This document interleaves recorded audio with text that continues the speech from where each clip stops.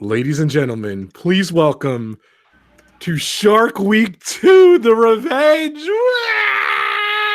Look at Dan's going nuts. Dave's going nuts. Adam's kind of going nuts. Steve's going nuts. Boom.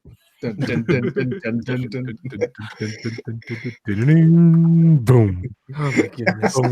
Boom. Am I the only one who gets excited for Shark Week? I was unaware that we were supposed to have a little gimmick at the beginning. It's just kind of followed on from last year's. Me, Brandon, and Rob went live, literally go dun dun dun dun dun. dun. So welcome everyone. Welcome. I was laughing. I was just getting ready before. I was thinking about it. I think I'm the only person on YouTube that has a show dedicated to the sequels of Jaws, let alone a Shark Week, let alone all this fun stuff. So welcome, guys. Welcome to Shark Week. My intros are horrible lately, so I apologize. I get the hands going here, though. So Donna Jaworski, right off the bat, thank you so much for the super chat. It's Shark Week again. Right. Yeah, You, Donna. Look at this. Hold on. It is Pub Talk number 24.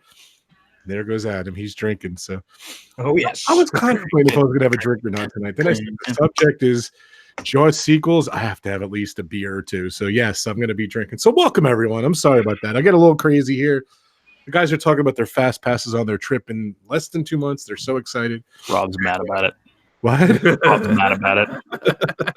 He's like, Dan, shut up already about your fast passes. Oh no, I love it. I'm living through you guys. I'm really not, from the bottom of my heart. I'm excited for you guys. I wasn't complaining. I was just saying so. But yeah, welcome guys. Please check out my partner channels. Please check out my partner channels and my power channels. They're all listed down below. All great people. All amazing people. We're going to introduce the guys in a second. And do me a favor, smash that like button, share out the stream, spread the word for RobFuz. I appreciate it. If you haven't subscribed to the channel, hit the subscribe button, hit that notification bell. We do a lot of different stuff. This week, of course, is Shark Week 2, The Revenge. Yesterday, I premiered my video from New York Aquarium. I went back. Hope you guys enjoy that. If you can go back and watch the premiere. Today is Pub Talk. Tomorrow, we're going to be on this guy's channel, DizneyDan. The link is below. We're going to be what time tomorrow? 4 o'clock Eastern, right? 4 o'clock Eastern Standard Time, So which is 9 p.m. 9 time. p.m. for us. Okay. G to the M A little earlier tomorrow. Okay. Thank you, Ruth. Ruth just did a super chat too. Thank you so much, Ruth. That was awesome of you. Thank you, Ruth. Ruth. Thank you very much. Thank you, Ruth. People are so excited about Shark Week. That is awesome. Thank you so much. Donna Jaworski throwing down the super chat gauntlet right out of Out of the gate. Thank you so much. That's awesome. And Ruth, thank you so much. So yeah, tomorrow the popular subject of Disney sharks over at Disney. I think it's gonna be great. I'm so excited. It's probably the most ridiculous topic I've ever chosen to choose on my channel. I was just about to say when Rob said I think it's going to be great. I was about to say I think it's going to be ridiculous, but yeah, let's do it. I think like next time I'm going to do a stream of like my favorite doors in Walt Disney World, just like really random. Favorite. But this is going to be a very weird stream tomorrow. My favorite window. And then Thursday, I'm coming back, ladies and gentlemen. Another mega chat on this channel, 6 o'clock on Thursday. The topic, we've done it before. We'll do it again. It is Jaws, the topic, a mega chat topic. I'm going to invite whoever wants to come on. Hopefully, it's going to be amazing. It's going to be incredible. And then Friday, we are back our normal time slot. It is Pub Talk this week, 4 o'clock. We are doing shark-inspired movies, 4 o'clock Friday. The whole schedule is listed below. All the different live chats on my channel are all listed too. So hopefully you're in the right place. It's a little confusing. I scheduled all of them. So welcome to the stream. Welcome, guys. It's official. Shark Week 2019 Shark Week 2 The Revenge has started. I'm so excited. Look at Steve laughing over there at me. I love it. I'm giddy. Yeah, let's go reverse. Usually I start with this guy over here, but I'm gonna, because I guess it's Adam on my screen. So I'm gonna start with Steve. StevesWorld. Oh my God, Steve. 3-hour legendary live stream last night on Game of Thrones. That is unbelievable. It was fun. It was real fun. Dave was on there, and we had some spirited discussions and debates, but that's kind of what we wanted. We wanted some people with different opinions, so worked out pretty good. And then I'm streaming 7 of the next 8 days with starting with Q2, so it's going to be busy. Nice. Shark Week has begun, and Steve Week is even bigger. I love it. Well, thank you so much, Steve, for coming on. You want to say anything else about your plug the channel, StevesWorld, which is amazing. Over 1,100 subs now. Yeah, we are over 1,100. Thank you. And I'm not really sure, honestly, what's coming up next, except I got so many streams I can't even get it straight. But Dis and That tomorrow night at 9:30 will be epic on the Shep Family's channel. We're gonna discuss what to pack for Disney, and it's not as boring as it sounds. So Nice. I like those streams. Hashtag not as boring as it sounds. I'm adding that to the list. Of course, the man DizneyDan. What's good? This stream is dedicated to you, Dan. I'm so excited. Let me tell you something. I have like waited a whole year to talk about Jaws: The Revenge. Like this is like my most anticipated stream that's non-Disney related I think I've had in my life.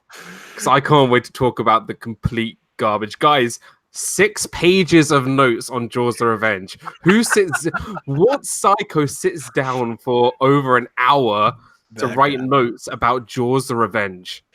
I did it on Jaws 2, to be fair. Like Jaws 2 is Jaws 2 is lasts an hour and 50 minutes. No, it lasts an hour and 50 minutes though, and it took me about 3.5 hours to watch it because I kept on stopping to write notes. Good. So, well, yeah. I'm super excited for this. This is going to be an amazing just discussion on the Jaws sequels and how they are blank. I think we'll come back at the end of the stream what we think of these sequels. All right, Dan. So plug your channel too. What's going on, DizneyDan? Yeah, just DizneyDan. We're just doing actually a lot of streams lately because I want to get my hours. We are so close. We are like 300 hours now away from being monetized, but YouTube takes like 2-3 days to catch up. So I might even be there by, I don't even know. But tomorrow we are going to be doing our top Disney sharks, including Pixar, Disney Fiasco this weekend, which is going to be amazing. And then Disney Food Friday and just lots of cool stuff preparing for Disney. Got lots of vlogs coming up as well. And yeah, just getting everything ready. Got my new camera. Everything is just going great. And we're going to have a lot of fun this summer. That's awesome. And I don't know why there's certain people fit in the category of this category. I don't know why, but I've definitely wished this guy about 30 or 40 happy birthdays. Dave, happy birthday. Officially on RobFuz. Officially on RobFuz Shark Week.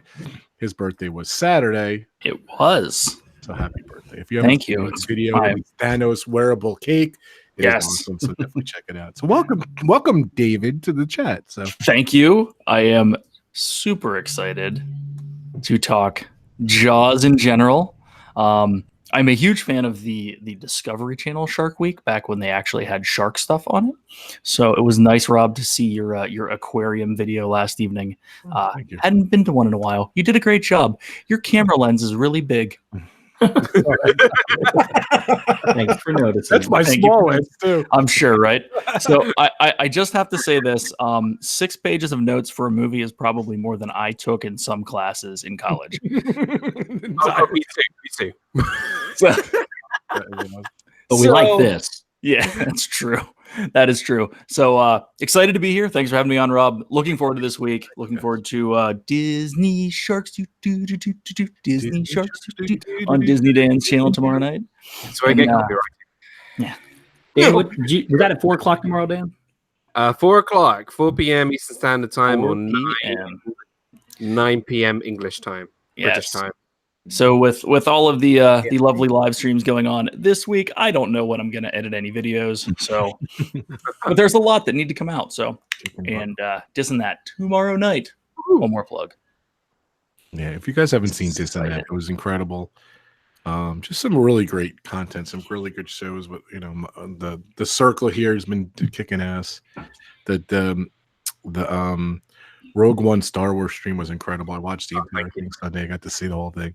And thank you so much for asking me to be on the next one. So I'm so super excited for that. It's exciting. Thank you so much. And just the Game of Thrones, what I saw was incredible.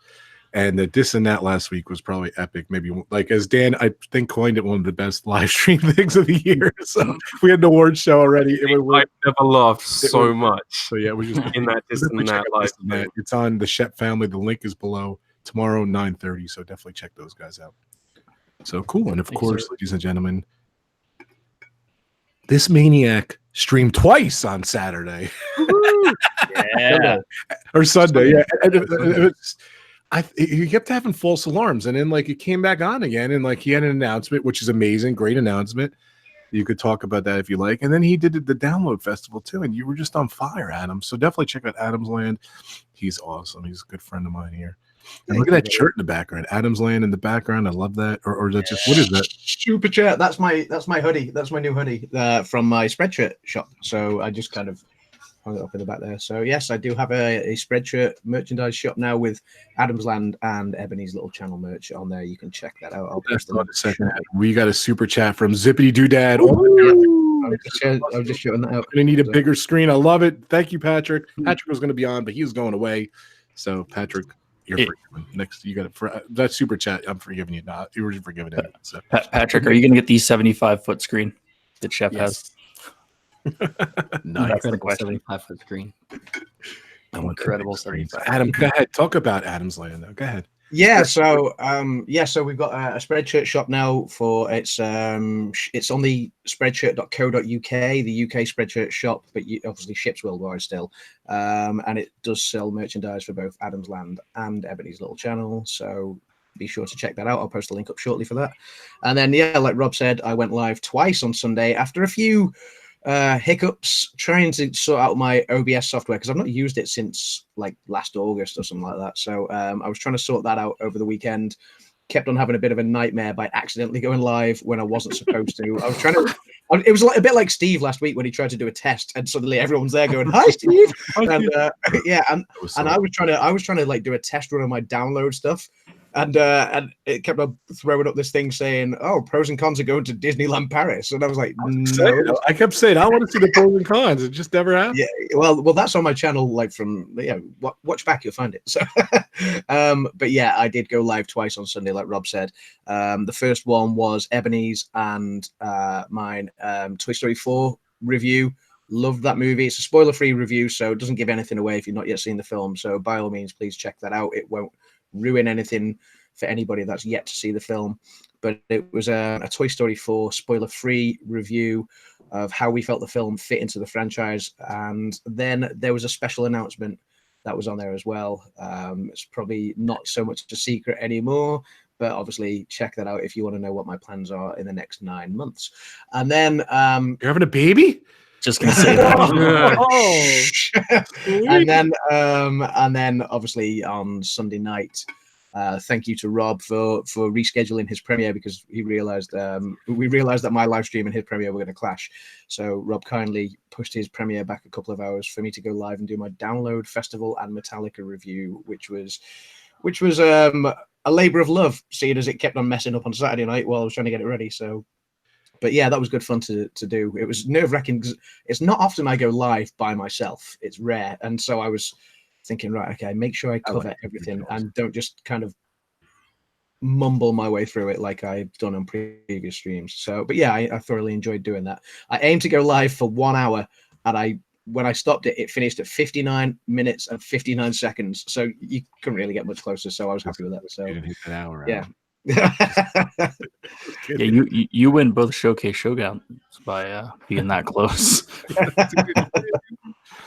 Speaking of my premiere too, I don't know if you guys know, I wanted to like this whole shark thing is like it's been like a running joke of my channel and a running joke of my Facebook page and a running joke of my life and everything. I love Jaws, I love sharks, and I just decided last year to do a Shark Week, and it was so much fun. It was very minor and everything, and first off, I apologize to Dan and Adam. I've been driving them nuts with Shark Week for the last, look at Dan's reaction. I've been driving them nuts for Shark Week for the last 2 weeks because I wanted to make sure at least this guy was here for the Jaws 4 discussion. So, but thank you guys so much. I appreciate it. But I did a very bizarre thing. And, I always feel that the Discovery Channel is super cheesy with their Shark Week and the way they show all their shows and how they repeat their shows. And, they have wall-to-wall coverage, and they have Shark Week episodes from the last 20 years on there and everything, and they repeat them ad nauseum and everything. It's just so funny. So what I do, I downloaded all 5 episodes from my last year Shark Week, and Sunday night I premiered Shark Week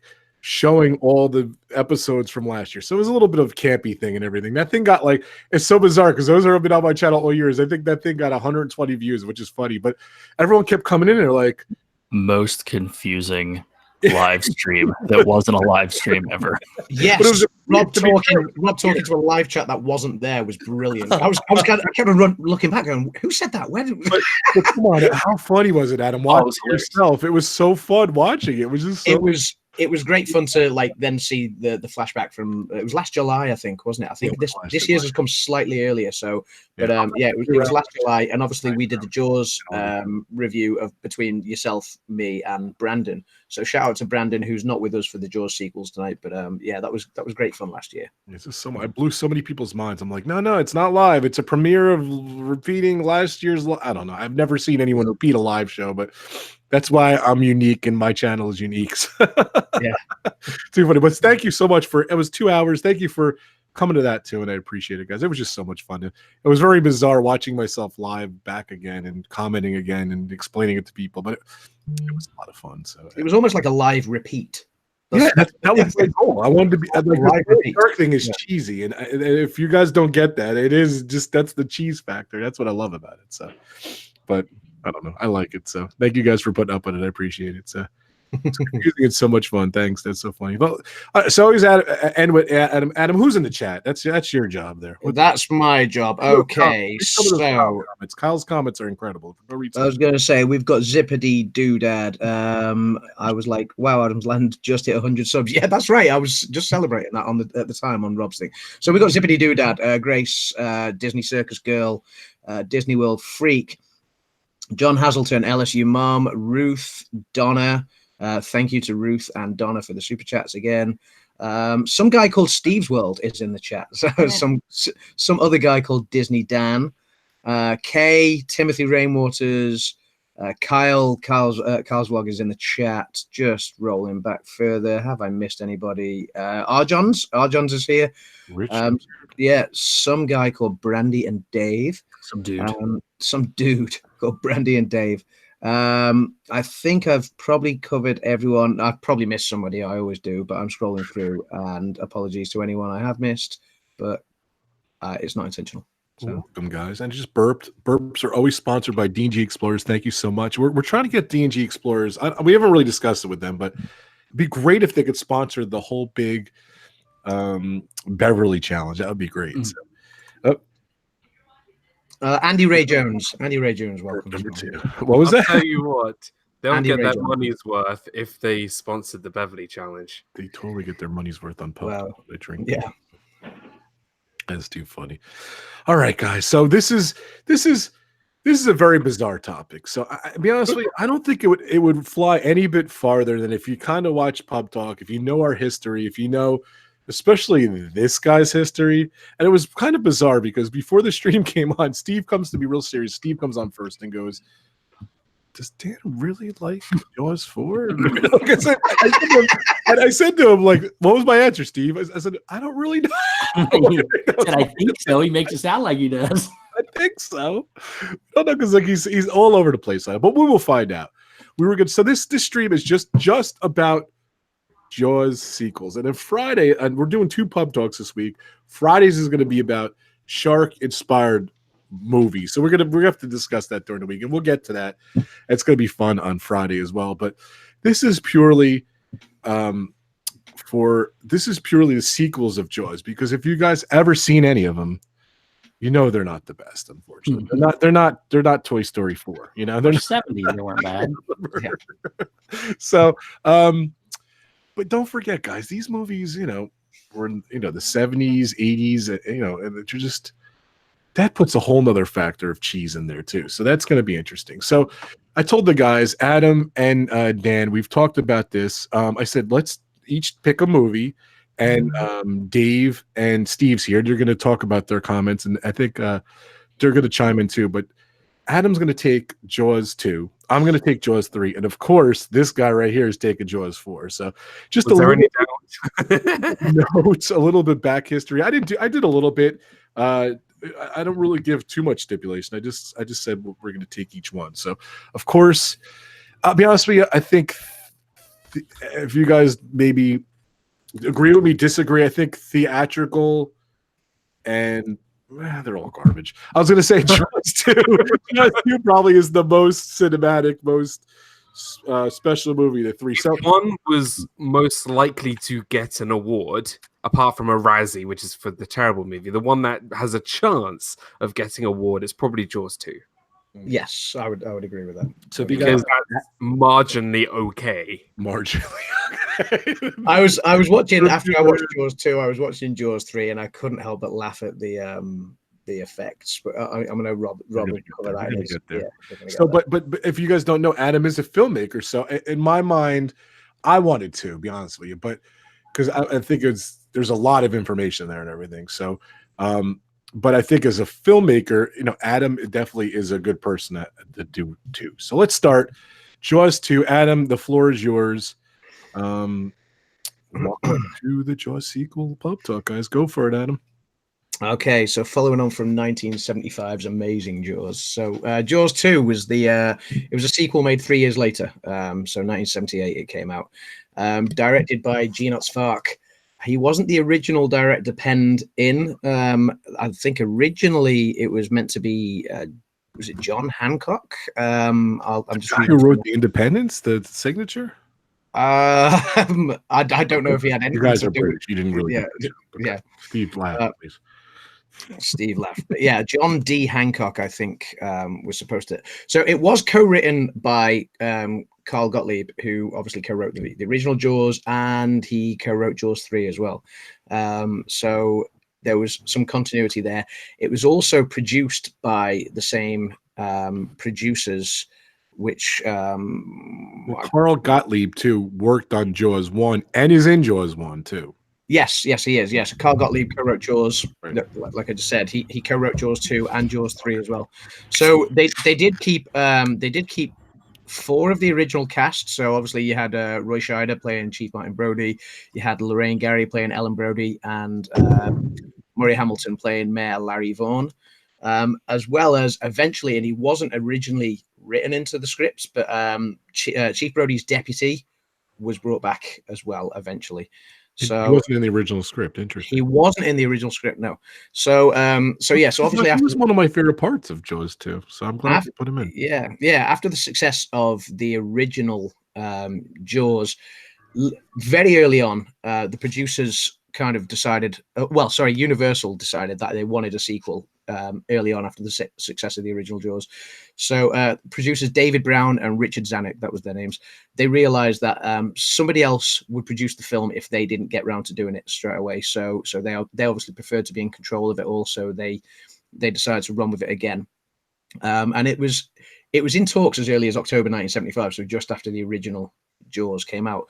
$470 million box office in the end. Of course they're going to do a sequel. Yes, yeah. So Spielberg was approached to do the sequel, but I think in October 1975, Spielberg was quoted as having told the San Francisco Film Festival that making a sequel to anything was just a cheap carny trick, and he didn't even respond to the producers when they contacted him to do Jaws 2 originally. He also claimed in another quote that the planned plot was to involve the original plot was to involve the sons of Quint and Brody hunting for a new shark. But yeah, so the producers also said that Spielberg didn't want to direct the sequel because he felt that he'd already made the definitive shark movie. I can't help but agree with him if that's the case, because I don't think any shark movie has ever lived up to the original Jaws since, including to this day. So Spielberg did also quote something else afterwards. He said he probably would have done the sequel if he hadn't had such a horrible time at sea in the first film. And obviously the problems with making the first film were well documented. This one also had some problems as well, which I'll come to. It was almost a different film entirely. When the film was originally written or originally touted, some of the first drafts and the first pitches to Universal were of a prequel to the original movie, based on if you remember the original Jaws film, when they're out at sea, they're late at night, they're drinking, and Quint regales the tale of the USS Indianapolis, and that was one of the first pitched ideas. Was it was going to be a film about that. Can you imagine that movie? I heard that too. But that's, I mean, obviously when the original Jaws came out, what had actually happened with the USS Indianapolis in real life wasn't well known. And I remember people contacted Spielberg and contacted the producer at Universal and said thank you, because now I know actually what happened to my son. You know, people's loved ones were lost, obviously, and people genuinely didn't know what had happened. So yeah, that would have been a harrowing story to make, really.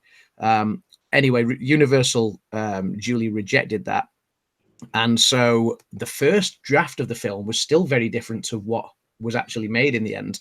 The first draft of the film, while John Hancock was working on it, was they wanted a kind of darker element to it, where Amityville was now very run down and dilapidated, and there was mafia money going into sort of the regeneration of it. And this is very much why the mayor and other characters in the town didn't want to listen to Brody when he starts panicking about a second shark. After about a month of shooting, that kind of, it didn't feel right to the Universal execs. They wanted a more light-hearted sort of approach to it with more action. So they ditched John Hancock, and that's when they appointed Svark as the director. Do you know what? There are light-hearted elements to it. There are some hilarious scenes. Whether they're intended to be hilarious is another matter, you know. And I'm sure Dan will cover a lot of hilarity as well in Jaws 4. But yeah, there are some light-hearted moments. Again, whether they're intended to be hilarious or not is another matter, especially for 1978. So funnily enough, before Svark was appointed as the director after they sold Hancock, Spielberg then did consider returning to direct the sequel. And he did actually pen a draft again over a weekend about the USS Indianapolis. So he tried to go down that route again. He liked that idea. But it turned out that he was already contracted to direct Close Encounters of the Third Kind. He couldn't direct the movie for a year, and the producers didn't want to wait that long. So that's why they went with Svark in the end. So I think that's a shame, because I would have loved to have seen what Spielberg could have done with some sort of prequel about the Indianapolis. Anyway, so yeah, it was when Svark was reappointed that they then rehired Jeffrey Kramer, who played Chief Brody's deputy. Okay, so there were 3 sharks made for Jaws 2. None of them were the original ones used in Jaws, because they were all rotting on the lower level backlot at Universal Studios behind a shed, which is a massive shame. So they named the sharks on set Bruce 2, named after obviously Spielberg's Bruce in the original ones, but then they also named 2 of the sharks Fidel and Harold on set, apparently. Now, let's have a look. So I'm just glancing through my notes as quickly as I can. Yeah, so obviously the film kind of takes a very different approach. Spielberg's first film, you didn't see the shark until 2/3 of the way through the movie, and obviously that was commended for that. You know, it was such a surprise. It was such a moment, an iconic moment. Obviously, when Brody's saying, "Why don't you come, you know, and chow down on some of this," you know, and then obviously you're going to need a bigger boat line. Svark decided to obviously show the shark a lot more through this film. He said that he felt that they should show it as much as possible, because the dramatic sort of first image of it coming out of the water from the first film could never be repeated. And he kind of appreciated that the suspense or the reduction of suspense was inevitable, because the audience already knew what the shark looked like after the first movie. So like with the first film, shooting on water proved challenging. Roy Scheider was quoted as saying that they were always contending with tides, surf and winds, jellyfish, sharks, water spouts, and even hurricane warnings while they were trying to shoot. They did go back to Martha's Vineyard, where they shot obviously the first film famously. It was used again for the location of the town scenes. And some of the residents enjoyed being recast as extras, like they were in the first film. You had a lot of the actual residents of Martha's Vineyard used in the first film, and even delivering the odd lines here and there. However, as the shoot went on, they became more and more reluctant and more difficult to cooperate. I think only one shop agreed to allow its shop front to be boarded up to be, you know, sort of redecorated as a town. And by 1977, there were a lot of Universal Go Home t-shirts in the town. So it did meet a bit of hostility. Why was that? I'm not sure that where I was researching, it didn't really say the exact cause of it. they were just less pleased by the film crew's presence. I think, I think it was just the town being taken over again. I know there was an excerpt in the local newspaper kind of saying we're welcoming them back. It's not going to be as chaotic as the first film. I think when Spielberg rolled into town, it was a lot of guerrilla shooting, and they had trucks charging all over the town. They had cables snaking everywhere, up over people's lawns and up and down the streets. It was a lot more organized this time, but all the town was focusing on was the money that was going to pull in. It was going to pull in about $2 million into the town. But yeah, eventually the locals kind of got fed up with it and wanted Universal out of there. After that, though, I think between August through to December, or the start of August through to the end of December 1977, they actually relocated to shoot in Florida because the waters were warmer and it was better conditions for filming. So, like the production of the first film, oh, hang on, sorry, I've just covered that bit. So, right, okay, successes-wise, so Dan was talking about, the likelihood of winning awards. Successes-wise, Jaws 2 was briefly the highest grossing sequel in history until 1979 when Rocky 2 was released. So it was the highest grossing sequel in history. The film's tagline, just when you thought it was safe to go back into the water, has obviously become one of the most famous in film history and has been parodied and homaged several times. Although Jaws 2 received mixed reviews, it's generally considered to be the best of the three Jaws sequels, which is something I completely agree with, having watched them all. So my notes on the actual movie itself. So obviously it starts off with a couple of divers looking for the original orca from the first movie and taking photos of it. There's then, surprise, a shark ambush. What else do you expect down there? Well, probably not a shark ambush because they normally ambush people on the surface, but evidently you get ambushed diving on a little wreckage. So it's summer again in Amityville. It's not the 4th of July weekend, but it is the open summer season.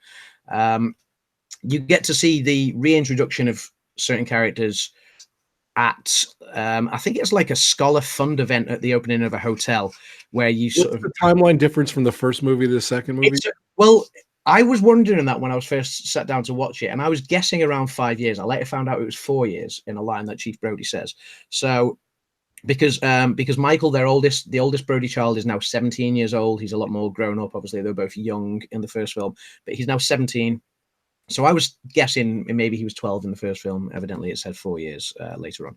But yeah, so you get the reintroduction of the Brody kids, who are not obviously the original actors from the first movie, but obviously, the reintroduction of Chief Brody, of Ellen Brody, of the mayor, and what I do like about it is this film centers more on, obviously the first film centered more on Brody and his fear of the water. This film centers more on the kids and the teenage element. It's and the fun of what Amityville was supposed to be, going out on the water. They're all into sailing. They're all water babies, if you like. They love going out in the water. Although it still quite humorously includes the same Amityville hostility that you saw in the first film. So when Hooper comes into town and he's the out-of-towner and people don't kind of give him the time of day, in this one, there's, one of the characters is trying to introduce a cousin to Mike Brody as a sort of blind date. He's not interested in this blind date until she turns up, and then it's kind of just people staring at this new girl out of town. So it's quite funny, that some of the remarks and stuff that they managed to keep that sort of local town, sort of close knit, sort of outsiders aren't welcome thing. I thought that was a good touch. There was some great scenes. One of the first kind of shark death scenes. One of the first shark death scenes, you're teased with an initial parachute scene where you think some kid's going to land in the water and get got by the shark, which is a close call. And then obviously there's a girl water skiing.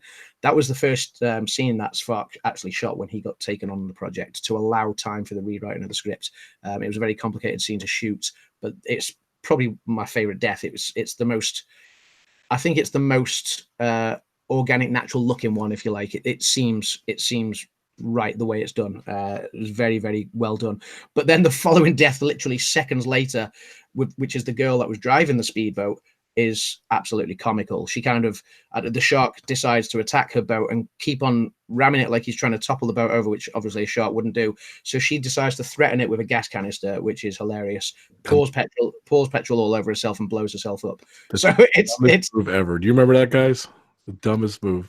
It was hilarious. I had to pause the movie and laugh for about 5 minutes at that. So I have it out now. I'm watching it as you speak. So yeah,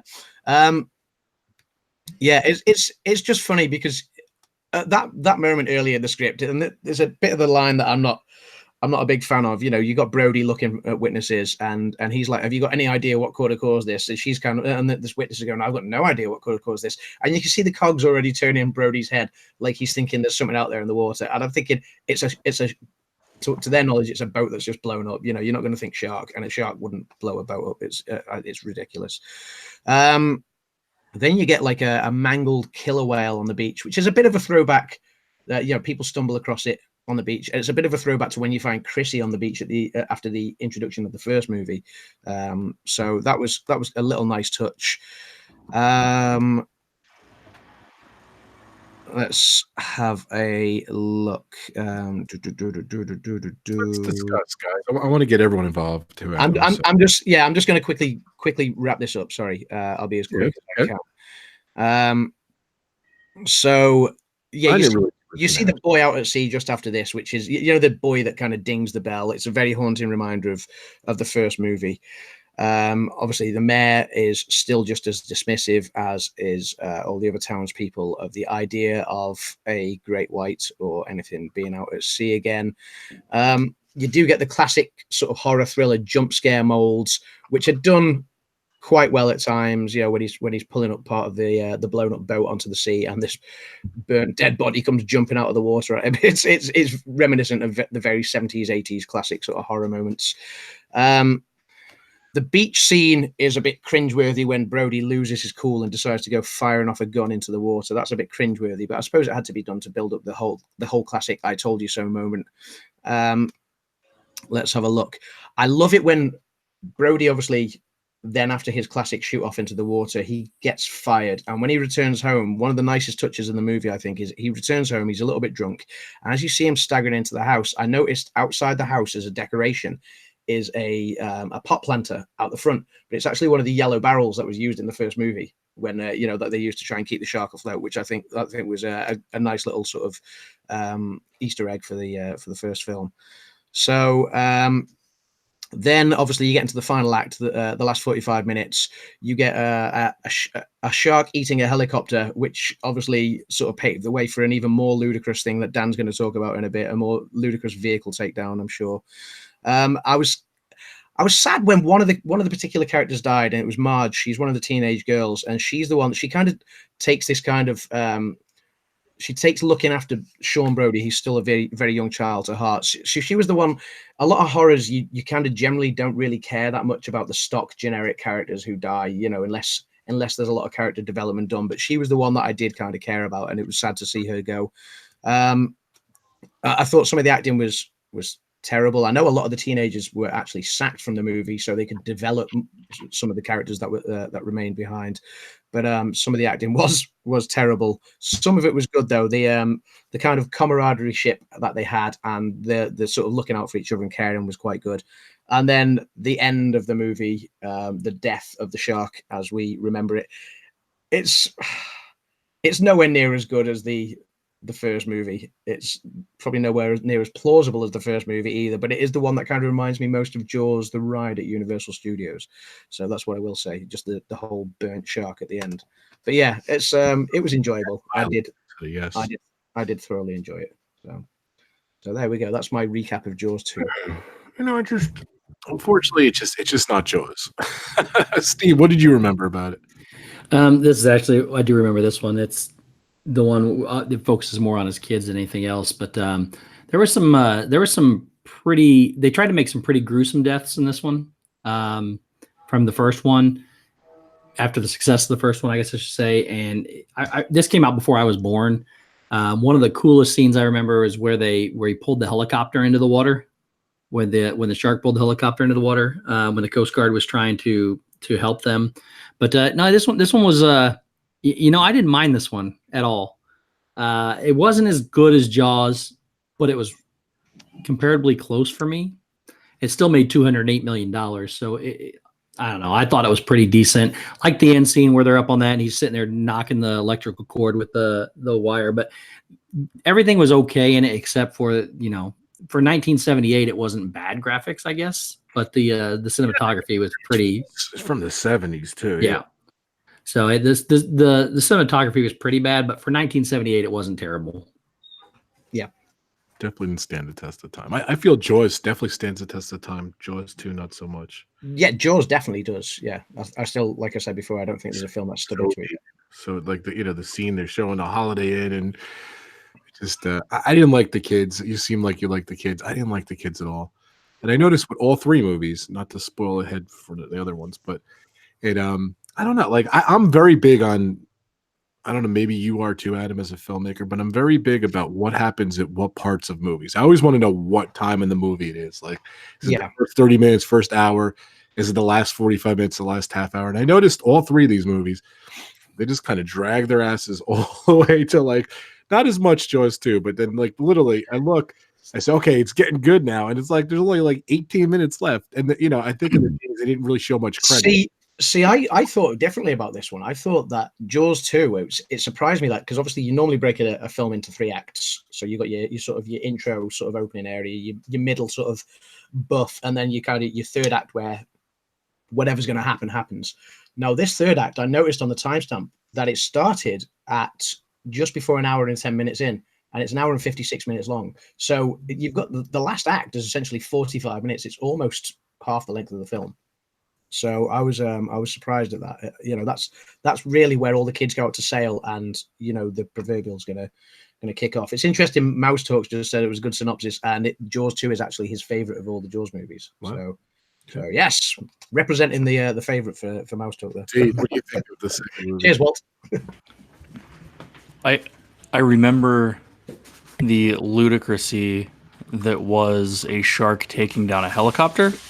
Yes. I thought it was cool for its time. It was cool, but it's like, all right, we're jumping the shark here already, right? Like,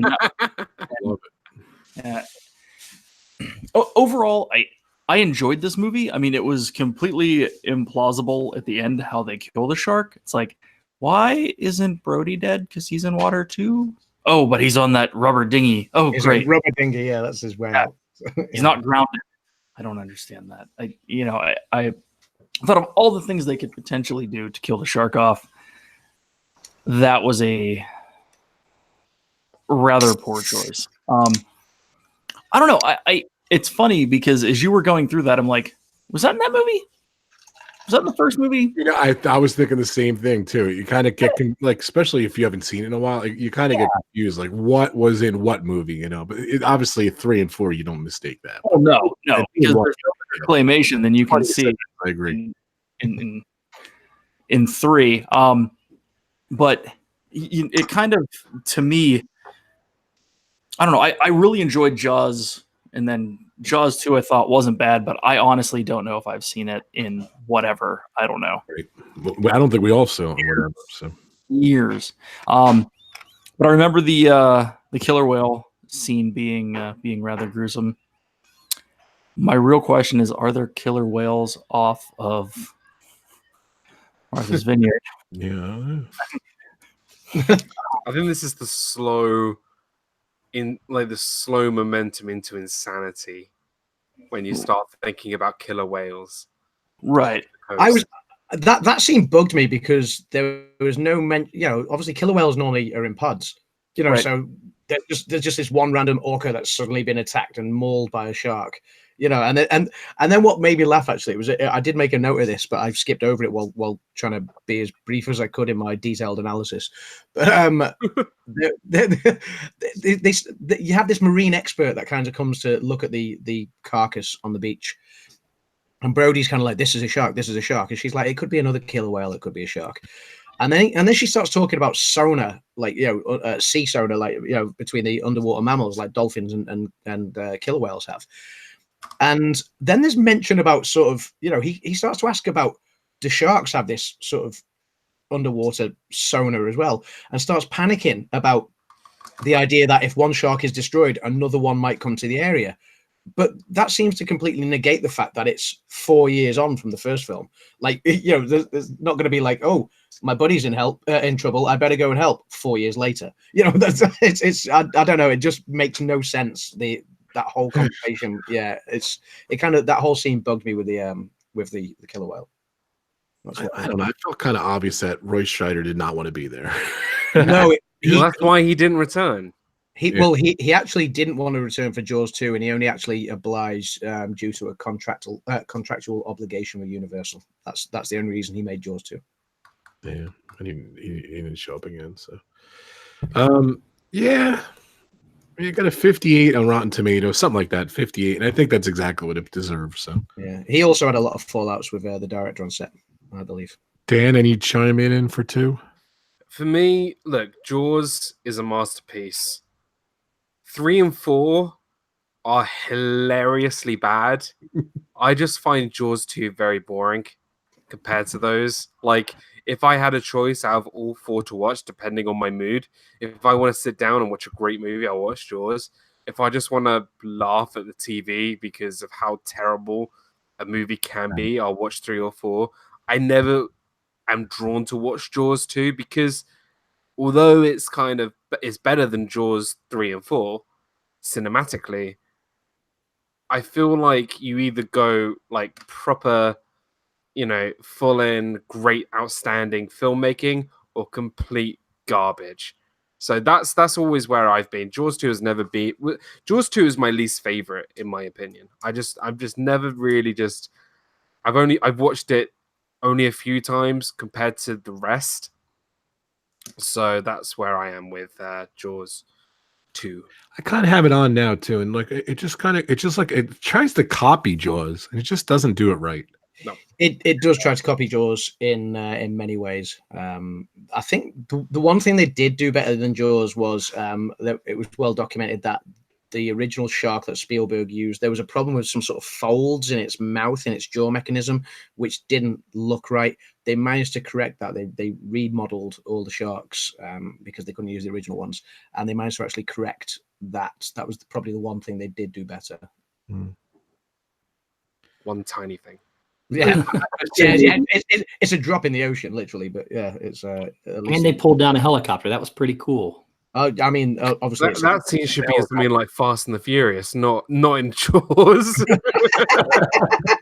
It gets more ludicrous though, as we'll come to. So. As we will get to. See. So it's an hour 51 minutes. It's probably about. You know, it's funny. The other 2 are really short. They're like a little 90 minutes. Deservedly so. Yeah, deservedly so. But I think this movie just wasn't great, and it just, you know, it is what it is. So we move on. Put it to rest, Jaws 2. And like Dave said, I haven't seen it, you know, and I keep, you know, as you guys know, I watch Jaws every year, every summer. And I always say, I'm going to watch the Jaws movies and everything. And I kind of have digital movies I watch and everything. I literally retired the 3 of them to oblivion on another hard drive. I had to go find them. That's burp number 6. And they've just come in. D&G have just come in. Welcome, D&G Explorers. I saw their names and I thought of the burp. So, but I retired them out of my retired movies. And you know what? You know, I'm trying to think. I knew they're horrible, but you know, they weren't. They were actually. I was actually glad we're doing this. I'm glad I watched them again. But will I watch them again in the near future? Probably not. So, so let's move on to anyone else. Any last words on Jaws 2? Nope. No. All right, so we move on to Jaws 3. Jaws 3. This is my movie that I took. Jaws 3. Sharks don't. 3D. 3D. What was that? Or Jaws 3D. Oh God. Correct. So Totally 3D. Jaws 3. So the thing was, you know, I learned, I was doing a little research and everything. It, you know, it was filmed at SeaWorld Orlando. And all along, in my memory, in my mind, I always thought that they don't really mention SeaWorld, but they do. They mention a little bit. They show the sign, and there's a sign once or twice. They don't really talk about it. Like, it's just like, it's SeaWorld, but they don't really talk about it. Like, if you see it. So it's kind of funny because it is like, it's a shark. It's landlocked if you know SeaWorld, but they kind of play it off, and they filmed it in they filmed some in SeaWorld, they filmed some in Pensacola, and it just the description here is cheesy 80s sequel has lots of violence and peril. So that kind of sums it up. Together description. Released July 22nd, 1983. That is 36 years ago. So it definitely Jaws 3D, it was released as 3D. That was a big gimmick thing then. I always hated 3D. I always hated horror movies and 3D and all that kind of stuff. I'm sure a lot of people like it. I know Adam does, and I know I love it, but like this really was like the classic 80s horror. It was terrible. But it was the trend, wasn't it? I think, wasn't it Friday the 13th Part 3 was in 3D? And like so many horror movies were in 3D. It reminded me exactly of that. That was the trend. And they kind of did like an experimental 3D thing where at the time, don't forget, like you could go see 3D in the theater, but it really didn't translate well on TV. And I think at that time, let's date ourselves. Like they didn't even, you couldn't even rent movies at that time. Well, I guess you could at that point. Like, I don't know. Like, I think my first movie I ever rented was Tootsie, and I think that was around 82, 83. So I guess that's just starting, but you really couldn't see it in 3D. So they filmed it side by side in 3D and in regular, which is kind of bizarre. So Rotten Tomatoes, it got 10%. So audience gave it 17. So that kind of sums it up. It's a 10%. The funny thing is, though, I actually like the stars of the movie.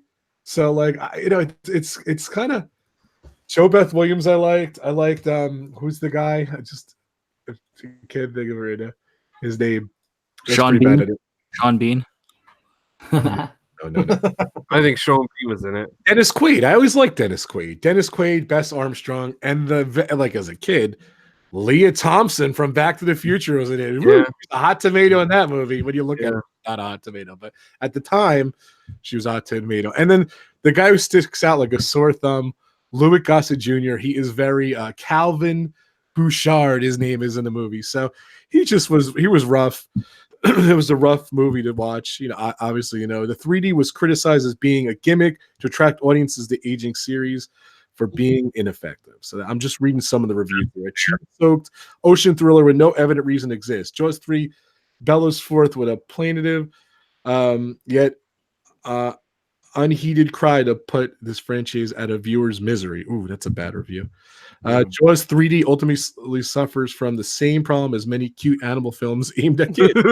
It's too much time being boring humans and their boring relationships. And that's true. Like most of the movie, they kind of like, it's with Dennis Quaid and Bess Armstrong, their relation, and the Brody kids are in it again, and the young kid is afraid to go in the water. And of course, the Brody kids are different. And I think in the fourth movie, they're different too. They're never the same Brody kid. So no, never the same Brody kids. Where is the mother? Where is, of course, they don't even mention Ellen Brody's not in it. They're not in it. Yeah, of course. Then it's almost like a spin-off. Yeah, pretty much. Yeah. It is a spin-off. One of the most interesting things I saw was they originally pitched it as a spoof. It was going to be called Jaws 3 People Zero. That's what the name of the title was going to be. And they were going to get the people from National Lampoon. Believe it or not, John Hughes, early on, they wanted John Hughes, another writer, to write the movie. How bizarre would that have been if it was a comedy? Like, it would have been better. Definitely would have been better. But Universal nixed it. They did not like it. And Universal forced the writers to have the Brody kids in there. No original cast members. Roy Scheider, I'm looking at my notes. Roy Scheider refused to do it. He went on to sign on to Blue Thunder just to say, I'm busy. I'm doing this movie. So he wasn't able to do it. So, this guy named Richard Matheson wrote the script. He wrote a TV film with Spielberg called Dune, like early Spielberg thing. So he was pretty cool. Universal insisted on having the two Brody sons in there. They even tried writing a part for Mickey Rooney, which would have been kind of bizarre, but he was unavailable. So imagine Mickey Rooney in there too, like a slapstick kind of comedy thing too. This movie won no awards. It was nominated for the Golden Raspberry Awards. It was so bad it didn't even win that. So Jaws 1 made 470 million. Jaws 2 made 208 million, like Steve said earlier. This movie went on to only make 88 million. So it literally just pulled the franchise down, down, and down, and down. So that's nothing. It's nothing. The budget was like 14 million. I remember reading. So The best part, the funniest thing I remember too, Joe Alves directed the movie. He was an art director and a production designer. He'd never directed a movie before. This is one and only movie he's ever directed. So he was involved in the first movie as a art director. The second movie is a production designer, and they put him as a director. And I think that was touted as the biggest final stab in the shark that really. Well, he hasn't directed anything since, has he? I think there's things like he's been over the years he's been like re-releasing it in 3D just because it's kind of like become a cult following, right. And that's like his only claim that he created such a terrible movie that he just wants to play it to as many people as possible. Yeah. And of course, as any 3D movie, the title in the beginning, the jaws coming at everyone, all the cheesy effects, dead things coming at you, like you name it, they do the stupid effects, and the movie just looks weird because it's filmed in 3D originally, and the way it's just shot, the 3D was a bad technology at the time too. It hurt people's eyes. It was just a nightmare. What do you guys think? What do you think of Jaws 3? It was that. Oh, sorry. I was just going to say when you were just talking about the opening scene and the 3D, it was that very first 3D effect that really bugged me because the post-production on that was awful. It was because you see it get, from the shark's perspective, it's swimming around, it sees this big fish, and then it kind of, you just hear this kind of crunch noise. There's a cloud of red, obviously to simulate the blood. And then all of a sudden, this head just appears out of nowhere. Sorry, I just quickly need to plug my my laptop in. Yeah, this head appears out of absolutely nowhere. It's then sort of just floating around, sort of with the mouth still going. Yeah. The fish head is just, but it wasn't there initially. It just suddenly appears on screen. It doesn't come through the cloud or anything like that. It just appears on screen from nowhere. It's utterly ridiculous. And it is very reminiscent of those 80s horrors when you see the odd limb here and there or whatever. It's the post-production was terrible. But there we go. Yeah, I was just on top of that, I feel like this is one of only few movies that, granted, you can pretty much watch any movie that was, filmed in 3D in 2D. This film, you have to watch in 3D because if you watch it in 2D, it's not going to work. Like, there's one shot where it's in the sea or in the water tank. I can't even remember where it was, and all you see is this floating arm limb. Yes, this. with two bones coming out, and it's just like hovering there, and it's not for anything. There's no purpose to it. It's just for that 3D effect. And when you watch it in 2D, it sucks. Like, it's terrible, why you show me this clip of just an arm dangling in water that's got blood coming out of it with two bones at the top. It just doesn't work. And they do all these like 3D effects, and they went way too far with it. I feel like if they purely for the purposes of 3D. Yeah, if they actually made this movie nowadays, like, because to be honest, Jaws in SeaWorld is quite an awesome, that'd be kind of cool. It's kind of an awesome premise. And with the 3D capabilities you can have today, I think it would be way better than what they were just. It's kind of weird to say, but they were too ahead of their time. Yeah, I mean, 3D was a technology that they tried in the 80s, though, and it just didn't work. It's funny, Dawn from Just Out and About says, I remember seeing Jaws 3 in the theater with the glasses. That's awesome. So that's awesome, Dawn. So, yeah. I don't know if I saw it in the theater or not. I guess I did. I didn't. Well, you guys were too young. Yeah. You weren't even existing. But I don't know. But the whole premise is like SeaWorld. How the hell can a shark get to SeaWorld that's in the middle of Florida? But whatever. Oh, it's not in the middle of Florida. It's on the coast. And there's a big gate there that the diver went down to try to lock. He didn't, so the shark got in.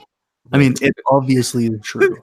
Oh, no. The shark was already in. The shark bars its way in as they were closing the gate. And that's how the diver bothered me as a kid. Even like that whole thing they created, that underwater world where they get trapped and everything, that didn't exist. And like, I think maybe like, I went to SeaWorld then, but then I went back and I'm like, well, where is that? Like, it's not like, you know me, I'm a theme park kid, and I was just disappointed. That's the fictional part of SeaWorld. Obviously, they used the skiing lagoon, didn't they? With the you know, the spinning tower.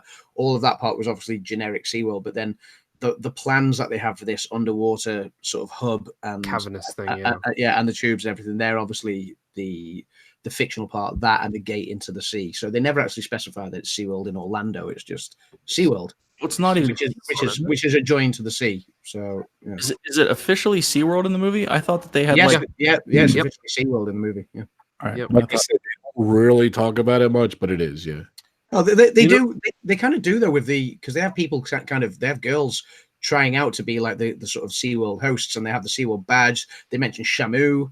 There's a lot more SeaWorld references I noticed tonight watching it than I remembered. Me too, 100%. You know what I find quite funny? What the producers and the people directing this film might have thought about. Like, think about all the money they would have, paid to get, the licensing and the sponsorship for SeaWorld, and they didn't use that money on making a better movie just because they wanted the licensing for SeaWorld. True. Yeah. Stupid. Steve, just sorry, Dad.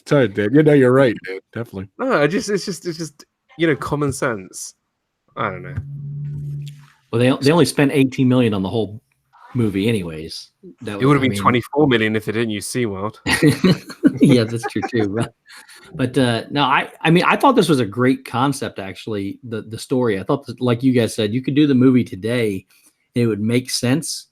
Maybe the cinematography would have to be different, the acting would have to be different, but the story itself of a shark getting locked into a SeaWorld, through an underground tunnel that gets damaged, and and then of course they get the baby, and the baby dies, which is the big one's is the mom. So that, I'm not saying that could ever happen, obviously, but it's a nice little concept. I think it would work in today's world, in today's movie production. As a kid, I bought it. I loved it as a kid. Yeah, movie as a kid. I remember loving that movie. But as a kid, I watched it. I literally think I rented it once a month. That's amazing. In 1983, it wasn't that bad. Well, and I was older, so it was probably 6 years old when I started renting it. I was probably 9, 10 years old, and I always enjoyed it. But you realize that it was promoted as a 3D movie, but you didn't have the 3D glasses, and it was shot in 2D. Yeah. But I have to say that the best shot in the entire movie we haven't even talked about yet. I think I know what you're about to say. The movie is called Jaws 3D. And at the very end of the movie, when the shark explodes, you see a set of Jaws floating in 3D. Yeah. So they didn't lie. It was perfect. It's that shot. It's that shot of him heading towards the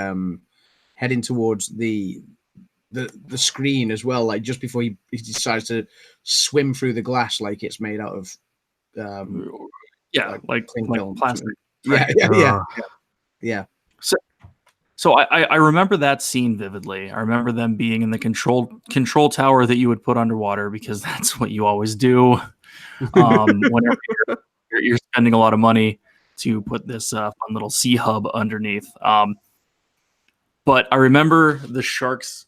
They did a pan away, and they showed the shark from the outside, and it was probably the worst claymation ever. Like this. I've like Rob was just watching Jaws 2 while I was discussing it. I've actually got Jaws 3 on now while we're discussing it, and I've just seen a ridiculous scene where it looks like he's trying to, I don't know if he's trying to cattle prod the shark or sedate it or something underwater, and then he's trying to hit it with something. Now, obviously, you ever throw your arms underwater, it's really slow motion, and obviously a shark can move very fast, and he's trying to hit it with like a tank or something underwater. That's gonna be like I don't know, tickling a lion. It's gonna have the same effect. We're gonna be talking about lions later on, because sharks actually become lions in Jaws 4, trust me. Man, to everyone's point, I know it's already, I don't want to belabor it at all, but the premise behind the movie was great. Like, if they were to take that and make Jaws 5 a remake of Jaws 3 in not 3D, and actually put a little bit of money into writing it as opposed to paying for the SeaWorld rights. I think it could be a good film. It was done reasonably well. I don't know. It's like a thesis at college. Like, idea, fantastic. Execution, Horrible. right? You know, one of my favorite scenes from Jaws 3 that I always love to show people is right at the beginning, where the scientist lifts that cover over the dead guy, and you get this insanely long shot of a close-up of this dead guy's face, and it's got like a creature coming out of his eye or his face or something.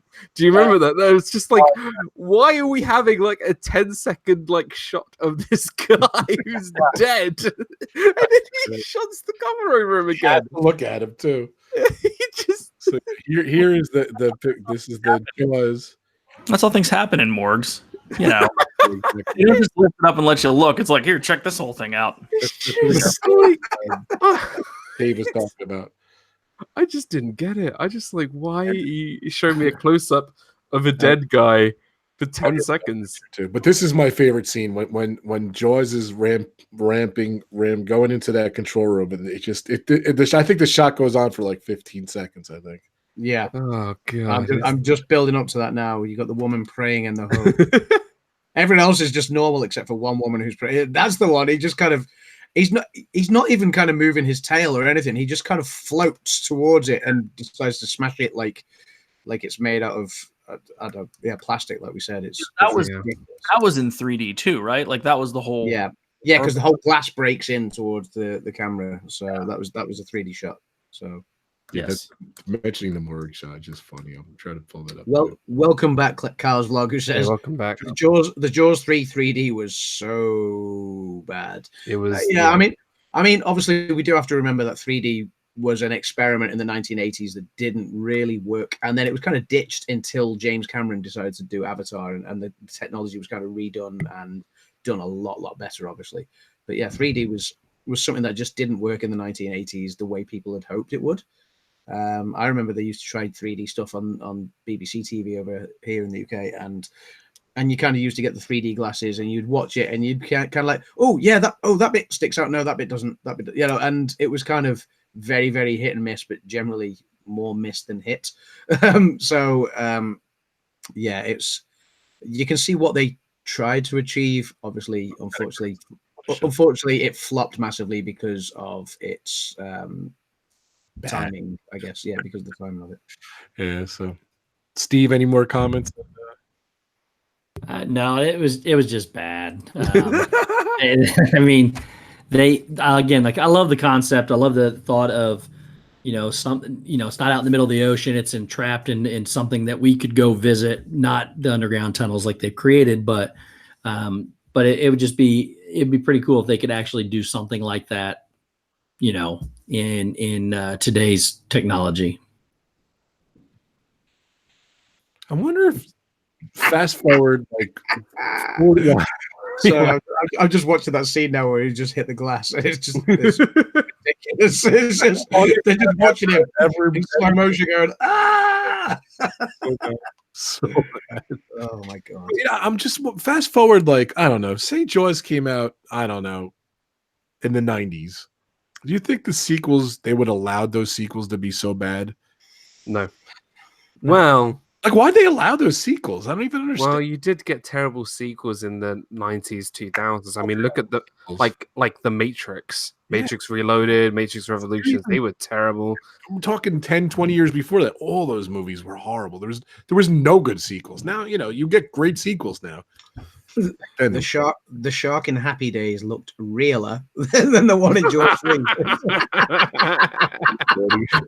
The shark Disney World freak, that was fun. That's very clever. Yeah, and Andy Ray Jones says, "Wasn't Deep Blue Sea like that?" Yeah, it kind of was. Yeah, we'll discuss Deep Blue Sea on Friday. Friday. Yeah, Friday. Yeah, as well as the Meg and yeah. Any last words on Jaws 3D? So, Carl's Vlog says that Jaws 3 was his favorite movie as a kid. Oh, I agree. Yeah. Me too. But I feel like as a kid you don't really notice bad cinema. You just like it because it looks cool, and it did look kind of cool as a kid. If you go with the hierarchy of movies that I love to watch, it was Spaceballs, nice, Jaws 3, Nice. Return of the Jedi. Yep. Yeah. We had to fast forward through the first 20 minutes of Raiders of the Lost Ark because no one cared about what they were talking about. You just wanted to get to the snake pit. Right. Pretty sure that was it. The one thing I will say as well about Jaws 3, and I noticed it in Jaws 2 as well, is obviously you've got your sort of mechanical shark, which everything is really slow motion. Everything is really slow motion. Yet you watch a shark, you watch a shark on Discovery Channel, on YouTube, whatever, real life footage of a shark, and they're very fast creatures. You know, and you notice that in the movie as well, when it cuts to the actual real life footage that was shot by the guys in Australia for the movie. And so you'll see this kind of really slow motion. It's attacking somebody. It's like, whoa, whoa. And then all of a sudden it'll cut to like real footage. It's going, wow, mental everywhere. And then it's sort of really slow again on the attack. It's, yeah. They got to go slow because they got to match the music. Yeah. It does make me laugh. Very good. All right. Let's move on, ladies and gentlemen, to the main event of the stream. Dave, what do we say this was? It was kind of like Sam the Eagle. It's the Jaws sequels, but mainly Jaws 4. What's the guy? Do it, Dave. It is a salute to all the Jaws sequels, but mostly Jaws 4. I love it. Alrighty. All right. Well, ladies and gentlemen, I would like to introduce my good pal. Hold on, let me get comfortable. Dave, yeah, let's get comfortable. Hold on. You're gonna have a lot. Get some tissues because you're gonna be laughing and crying a lot. Here we go. I'd like to introduce you to DizneyDan. We're not really sure, Steve, right? Steve, we're not really sure if he does like the movie or he does not like the movie. I think we're going to find out right now, ladies and gentlemen. Please welcome. Get your popcorn. Get your popcorn. Year in the making. We've been talking about this for a year, ladies and gentlemen. Almost a year. DizneyDan, you have the floor. Jaws 4. Go for it, my friends. So when I decided to rewatch this movie, I thought, you know what? I'm not going to talk about its statistics, how much money it made, who was in it, whatever. That stuff is irrelevant because it's completely, who cares about how much money it made? We know it's a flop. It's one of those movies that you just watch it. It's like The Room, directed by Tommy Wiseau. It's a film that it's so bad that it's hilarious. And big props to a YouTuber out there called Chris Stuckman, who did a review on this, who I took my inspiration from. And I literally just said, you know what? I'm just going to talk about the movie from start to finish. I'm going to very briefly discuss it. I'm not going to go into everything, but I'm going to give you my take on it, give you as many funny points as possible, because this whole notepad, there's about 6 pages here, is Jaws 4. Okay? And I've written all over it like LOL, ha, whatever. It's going to be hysterical. So, Jaws 4 opening underwater like all the Jaws films does. And you get the point of view of the shark. And then you see above water, right? So the camera goes above like water. So you see you have the eyes of the shark, but you're seeing above water. Now, the camera has pretty much said, right, this is illogical. They've pretty much just strapped a GoPro to the fin of the shark instead of actually because sharks don't swim with its eyes above the water, but that's what the camera is showing us, right? Like an alligator. Like an alligator. That's wrong, okay? Because they put the camera looking like it's on the fin, but it's not, because you're meant to be looking through the eyes of the shark. Already, after 10 seconds of the movie, there's a logical error, right? Already terrible. I know. It's terrible.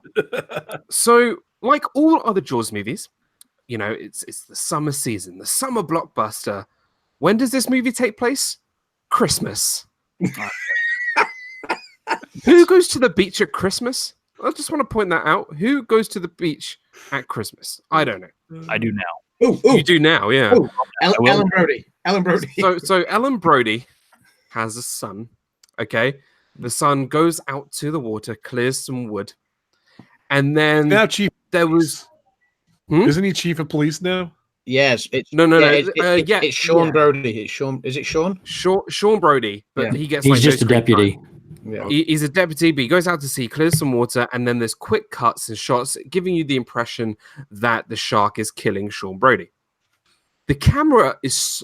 How they created the illusion of the shark killing somebody was pretty much giving the camera to a quarterback and telling him to lob it into the water. Because that's what it looked like. It just looked like a camera being thrown into the water and then shades of blood thrown into it as well. It was so bad that you couldn't see what was going on because it was like cut, cut, cut, cut, cut, cut. It was terrible. So Sean's dead already. So we get one death already. We don't actually see him, but you get the impression that he is. Well, like, so Ellen, the go ahead. Jumps like out of the water and attacks him, like, right? It's just well. The thing is, the shark. Yeah, he's on the boat. He's on the boat, but the shark. I've noticed this though. The shark spends more time out of the water than he does in the water in this movie. Oh, see, that's something I've noticed, which I'll mention later as well. Right, his arm off too at the beginning. This is just bizarre. So Ellen Brody has another son called Michael, who's one of the key characters in the movies. And guess what? Like every other male male character in this whole franchise, he's a marine biologist. Of course he is. Oh yeah, but Michael would be a marine biologist. That would make sense because he worked at SeaWorld in the previous film. Yes, you've got to remember that Michael and Sean Brody are actually the only characters that have been in all the way throughout.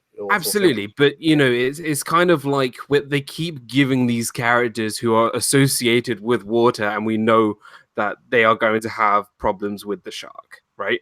Yeah. He could have been like, "Oh, okay, I used to work at SeaWorld, then this whole shark thing happens. I don't want to go anywhere near the water." But no, he stays as a marine biologist. From the get-go, I don't know about you guys, but this movie is so depressing. Everybody's crying. Everybody is just in tears. Every single moment you see somebody just tearing up, okay? And this is what Ellen Brody says about the shark killing Sean, okay? At the start of the movie. Ellen says it came for her son, okay? So she's saying that this shark came just specifically for Sean, not for anybody else. It had a target on Sean, and he got it. I mean, sharks do that. They do. Yeah, but you don't. But sharks aren't programmed to kill one. They're not like bounty hunters where they go out and kill one specific person. They do. There's a shark out there looking for you right now. Yeah, I know. Good thing I don't live anywhere near water. Yeah, it just makes no sense. So Roy Schneider obviously is not in this movie. He was killed. So in the movie, go ahead, Rob. There's a painting of him in the office, which is yep. So the guy who got fired. There's a painting of him in the office. So there's a painting of him in the office, and they needed to somehow kill him off, right? And they said, "Okay, I'm gonna kill." He was killed by a heart attack. Okay. Yeah. And then they said, the reason that he died from a heart attack, Ellen said he said it was the fear of the shark killing him, right? Ellen said that the reason why he had a heart attack was because of the shark. Now, don't get me wrong. Surely the guy who's already killed 2 massive sharks would be the least likely person to be afraid of a shark. Yeah. Does that make any sense to you? I mean, bearing in mind he did the whole sort of "smile, you son of a," sort of line, and the whole sort of whacking the cable. Come on, yeah. He shows no fear of the shark. Like he shows no fear, but he died from a heart attack because of the fear of the shark. Yeah.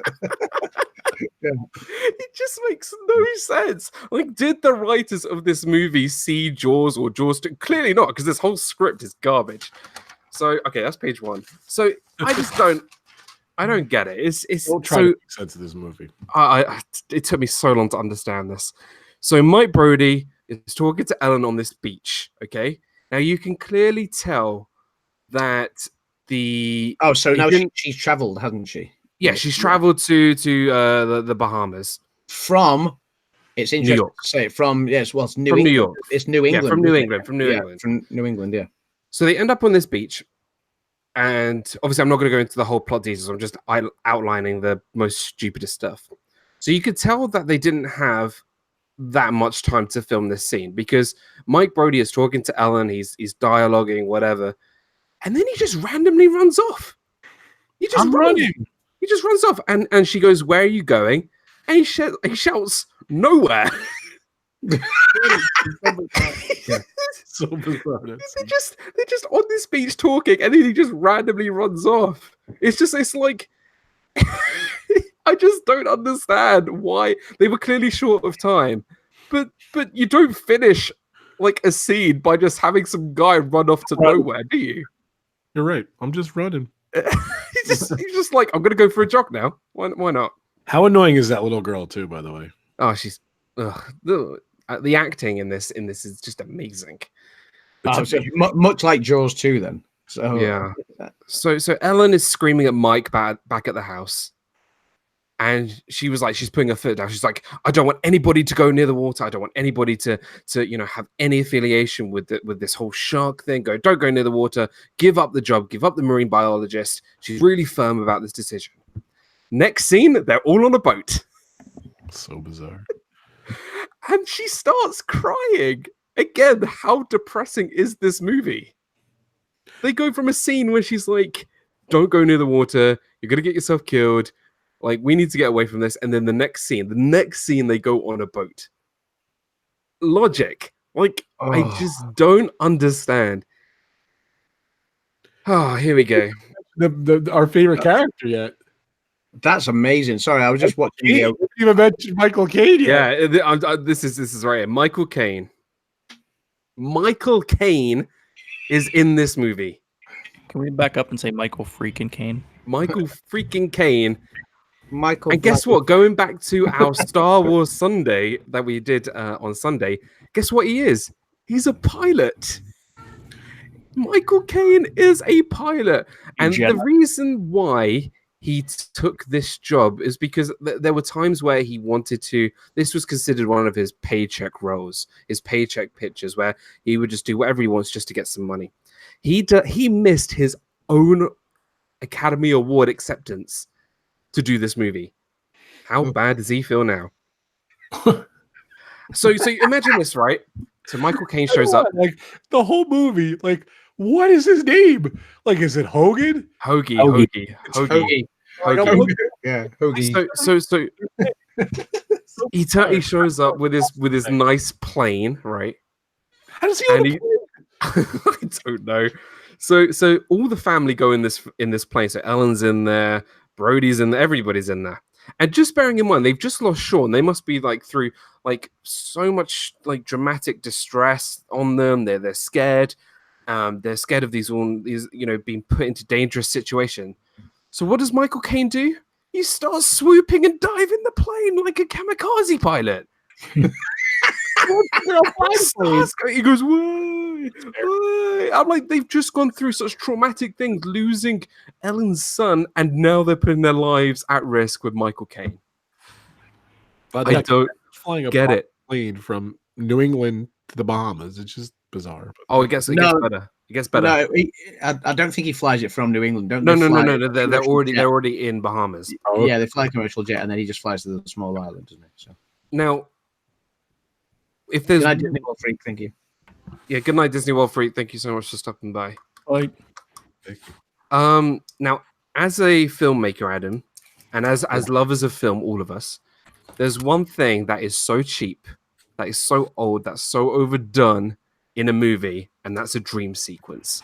It is so cheap. Yes. It is so overdone in movies.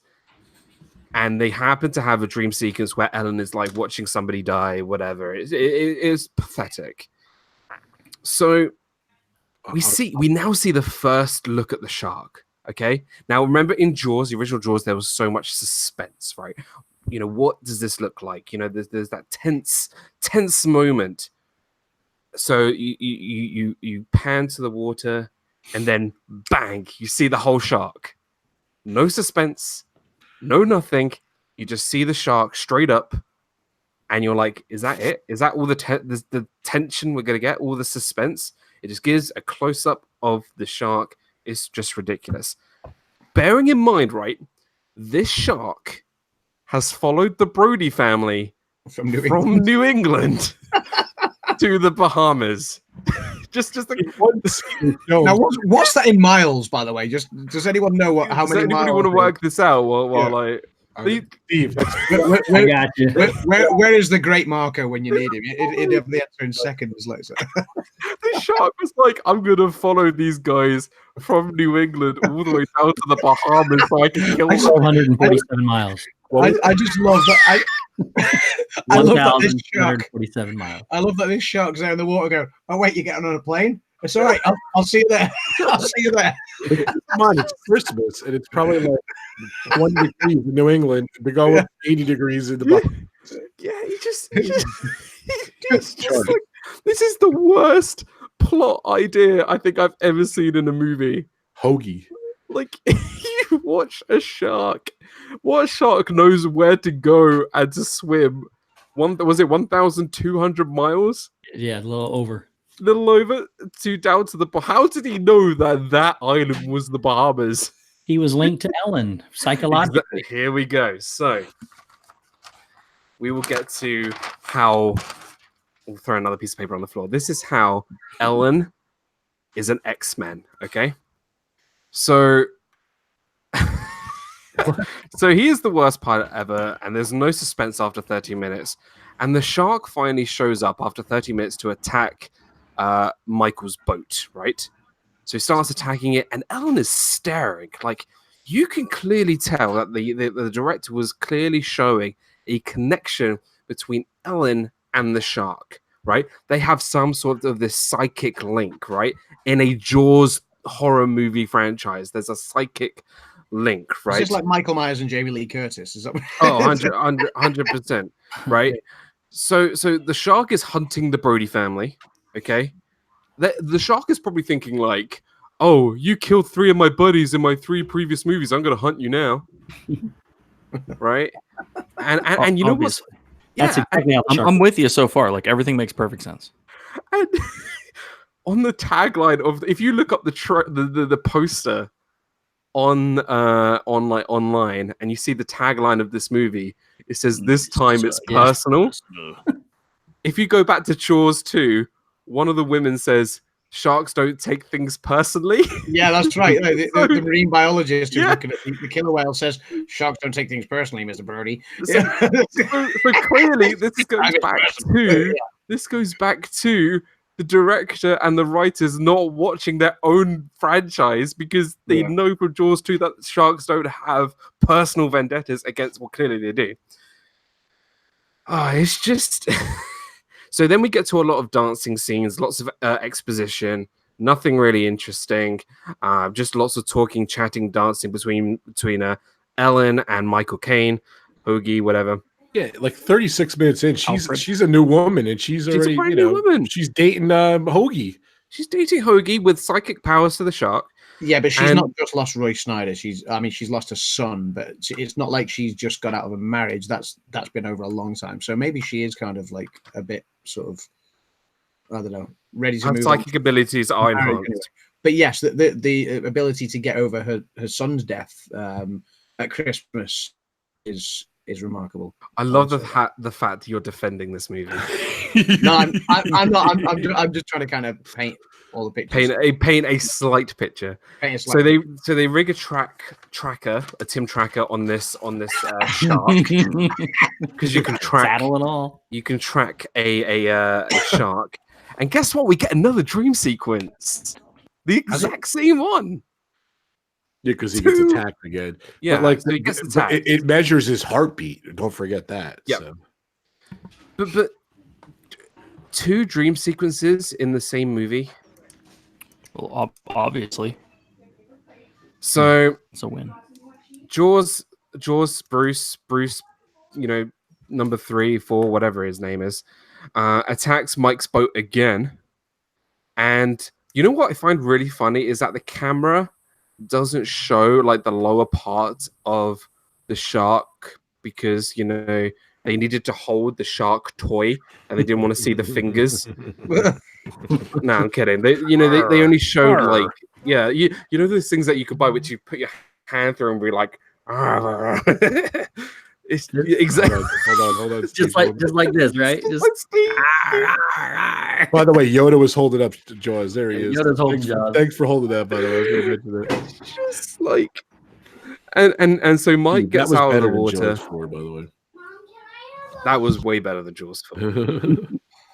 I'm watching that scene now where the sharks attacking Michael's boat, and she's not even there. She's in a marketplace miles She's away. not there. But so Mike, going, oh my god, something's happening. It's terrible. So he falls off the boat and then he gets back on the boat, right? And then he puts scuba equipment on. I'm sorry. Yeah. He puts scuba equipment on where there is a deadly shark and goes back into the water. Because I think it's something out of Bond, if I'm honest. So, yeah. So Ellen gets more of her psychic spidey senses with the shark. And when it starts to get close to some kids on this like banana boat, whatever, and then it starts like really communicating with her. It's like Ellen is Aquaman, right? It's an hour 3 into the movie. From the banana boat to this, it goes down real quick. So, isn't there a bit where it follows them through a ship wreckage as well? Have we got to that bit yet, or is that I think we've done. I think we've passed that. That was way earlier. Yeah, way earlier. I thought that was earlier. Totally. In the film as well. But We're my getting into favorite like thing the is, yeah, go ahead. my favorite thing is they're researching like conch shells. That's their research. That's what they do. That's their job. That was also the entire point of the Jaws: The Revenge Nintendo game. Just saying. Oh, There's a Nintendo game. It was a thing. Oh yeah. You had to go get on conch shells. Yes. That's funny. Thanks. I just wanted to summarize these because then obviously we'll give some time just to give our thoughts.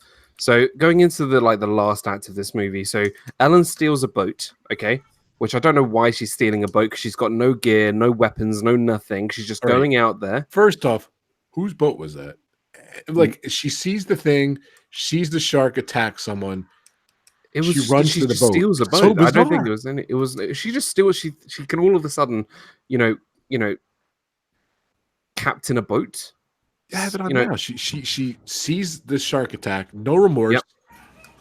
What's the last thing I would do is go on the water in a boat. She goes on a boat. It's just bizarre. So she goes on the boat. So all the characters at this point now start meeting I think it's up. her son's boat, to be fair. But she sails out to the middle of the ocean. No. She doesn't sail out. Mike sails out on a dinghy. So Mike literally gets one of those speedboats, right? I'm sorry, he's going out on this tiny ass boat with this massive shark. He's gonna get killed.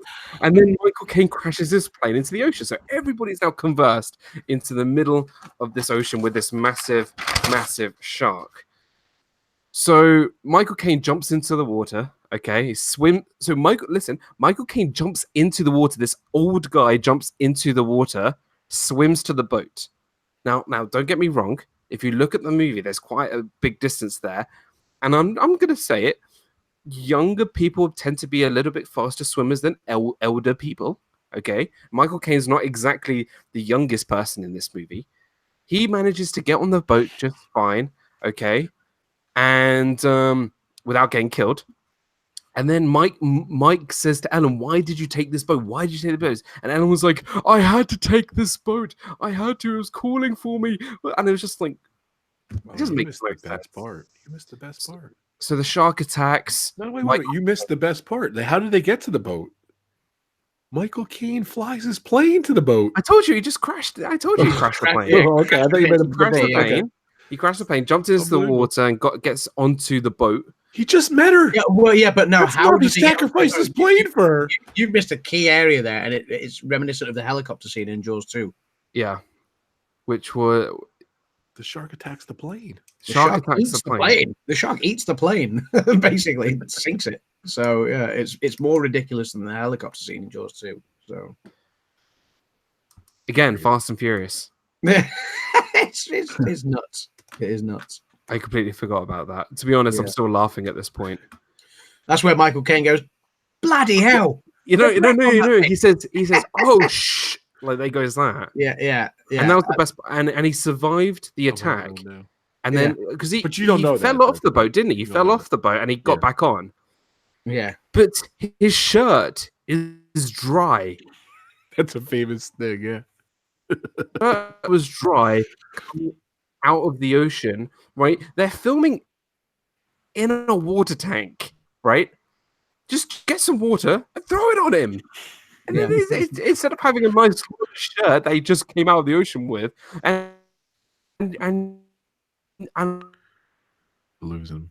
I think the reason why The shark's going after him.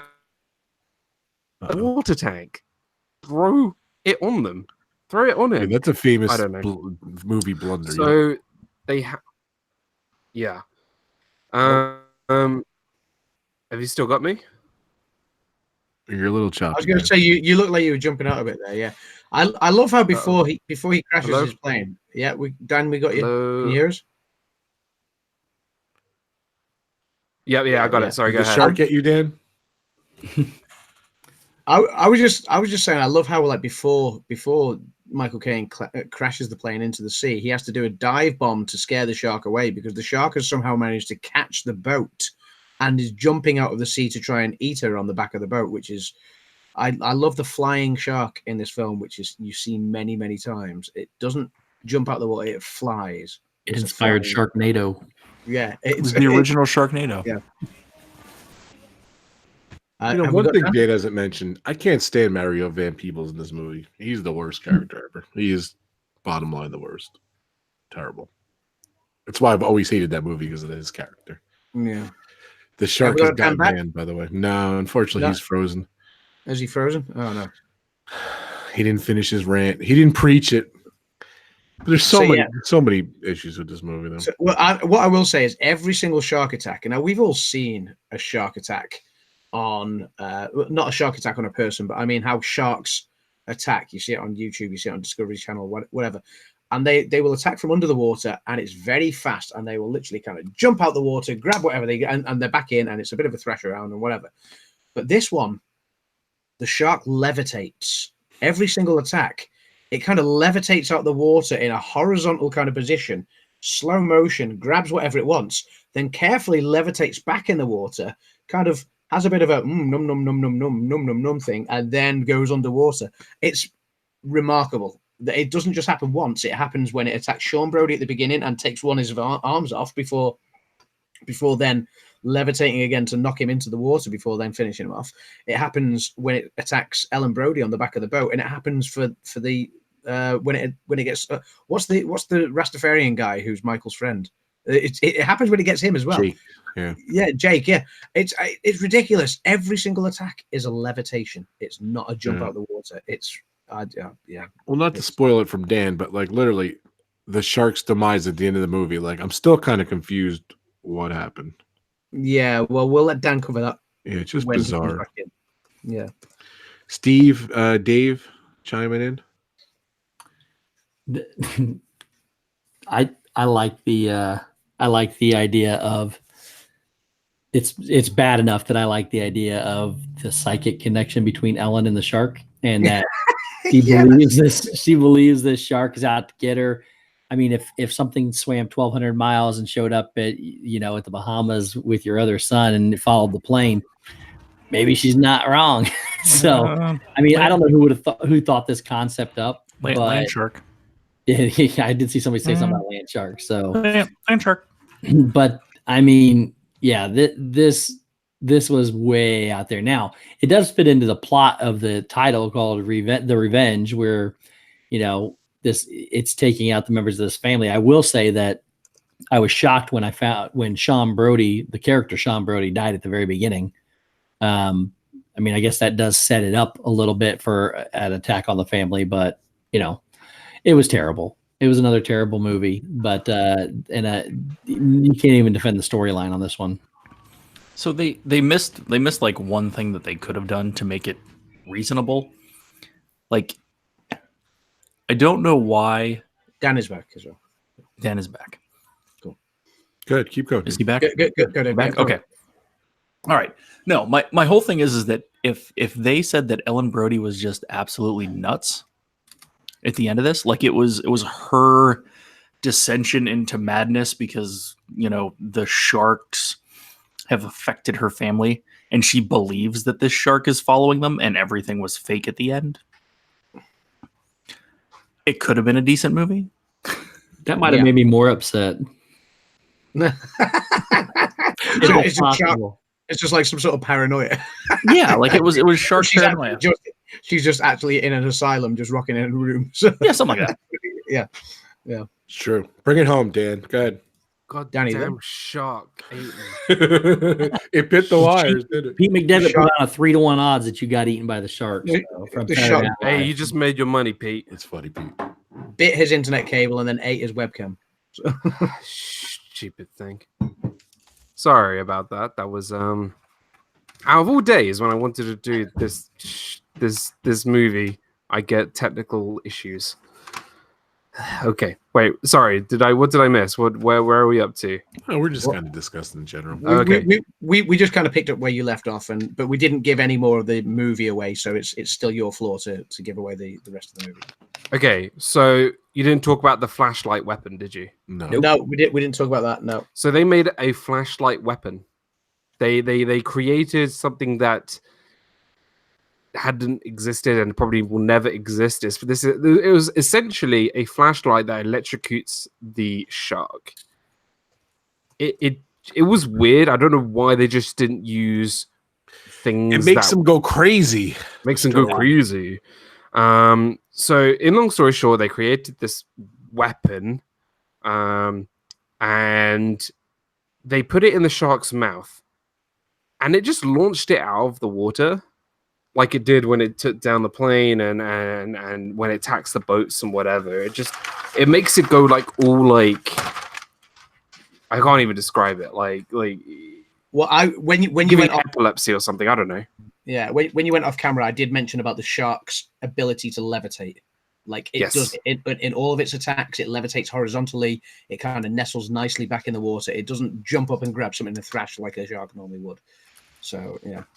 Then Ellen with her X-Men abilities, right? She has flashbacks from previous movies. That cracked me up too. Right? But she wasn't there. It's so bizarre. She had flashbacks. I was just watching. She had the flashback of her son dying, and she wasn't there either. She wasn't there. The only person who was there was us, the moviegoers. That's it. Yeah. It didn't make any sense. Well, that's how Roy Scheider's in the movie too. They show him in flashbacks, which is annoying. So yeah. that made no sense because Ellen is like a superhero, so she can do whatever she wants. So the shark is balancing on its back fin, like on top of the water, because like Adam says, it levitates, and it gets zapped, and then it roars like a freaking lion. now, don't get me wrong, I'm no marine biologist. But sharks don't have lungs. They don't have vocal cords. How did this shark roar like a lion? So bad. Right? It doesn't. And then Ellen with her amazing boating skills, because she is, she's piloting this little boat. She rams the boat into the shark and it explodes. Like it literally pops like a balloon. See, I was just discussing that with your guy. I'm like confused. So you see the shark coming, and it's roaring like the lion. He's doing the flash thing, but I'm like literally watching it now. She has the flashback. Roy Scheider shooting it. Here comes the shark. Like you don't see the boat launch. All of a sudden, this thing's sticking in the. I guess it's because Marion Van Peebles throws the flashlight in. I don't think we covered that. He's dead. Come on. He is long gone. He is eaten. He's bloody. People have died in less circumstances in these movies. He's long gone, period. Yep. And then I guess because the thing was dislodged, it was sharp. And then I guess because the shark went crazy because the flash, in my opinion, the shark ran into the boat. She didn't really do it. But it's not even that's not clear, the issue. Though. But that's not the issue. The issue is a shark exploding. Sharks don't explode. Not when they're stabbed in the heart with a stake, unless it's a vampire shark. Because that's effectively what happens here. It's stabbed in the heart with a stake, and on a boat. That's effectively what the ending is. It's ridiculous. But what makes sorry, go ahead, Steve. The point was exactly intact with the explosive that they put inside him, so that's what blew him up. And she hit it like right on the money. But we weren't told that electricity tracker thing that they put in the shark had an explosive, right? Yes. And it could be detonated by a wooden spike hitting it. Yeah, out of everywhere on this massive shark, right? But so the shark explodes, but then they take the exact same shot of it sinking in the original Jaws. So magically, the shark exploded and then it reformed and sunk. Yeah. And then look at that. There's Mario Van Peebles. He's alive by miracle. Who knows how this guy is alive? He just got eaten by a shark. He's alive too. And to end the movie, is that Jake you're on about?